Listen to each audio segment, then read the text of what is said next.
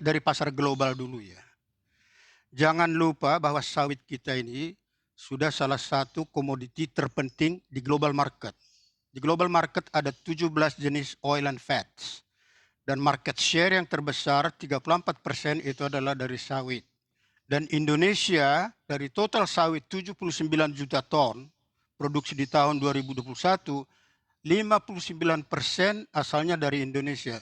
Jadi sebetulnya kita itu adalah player harusnya di dalam hal sawit ini. Nah, melihat kebutuhan dunia yang demikian besar, kebutuhan dunia akan minyak oil and fat kira-kira 20,2 juta ton per bulan. Ya. Nah, dari 20,2 juta ton itu, sunflower oil itu kira-kira ada 8 sampai 9 juta ton.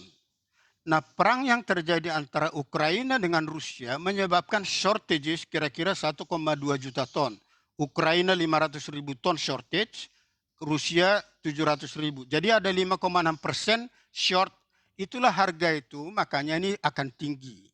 Dan menurut prediksi kami, ini akan terjadi sampai akhir tahun, harga tetap tinggi. Oleh karena itu, kita sudah harus memasang strategi, dan ini sudah dilakukan oleh pemerintah, yaitu menaikkan levy, dana pungutan dan bea keluar. Yang kira-kira sekarang itu untuk dana pungutan CPO di $375 per ton, sedangkan BK-nya $200 per ton. Jadi total levy ini sudah kira-kira 58% dari selling price. Nah, oleh karena itu sangatlah strategis bahwa harga di dalam negeri tidak boleh kita cascade atau untai dari harga pasar luar. Maka inilah yang perlu kita awasin. Jadi dan saya yakin dengan apa yang dilakukan oleh regulasi sekarang, stop ekspor daripada minyak goreng, itu sangat tepat. Yang saya bilang tadi, one of the three genuine, very good strategy persawitan Indonesia mulai tahun 78 sampai tahun 2022. Dan oleh karena itu, untuk menjaga ini, subsidi itu yang diperoleh dari dana pungutan sawit, ini bukan APBN ya, supaya orang juga jangan mengatakan ini dana dari APBN. Sama sekali subsidi ini adalah dari dana sawit sendiri. Nah, dana ini akan dipakai untuk menutup selisih harga pasar luar negeri dengan pasar domestik supaya masyarakat kita yang lapisan rendah itu bisa menerima harga dengan baik. Nah, yang perlu dijaga, tadi sudah Bu Tilisa menyampaikan penyelundupan. Ya, itu harus dijaga. Kemudian yang kedua, yang terakhir ini yang paling banyak terjadi, sesudah minyak goreng bersubsidi ini sampai ke pasar tradisional dijual, ini dikumpul. Ternyata dikumpul ini disebutkan minyak jelantah. Nah, ini tolong CNBC juga bahas ini supaya orang itu jerak untuk memanipulasi. Kita ini paling suka memanipulasi memang untuk mencegah-cegah ini.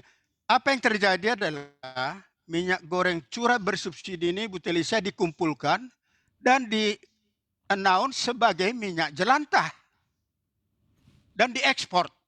Ini yang harus dijaga. Jadi Satgas Pangan sudah harus, ini bea cukai sudah harus ikut terjun, karena menarik.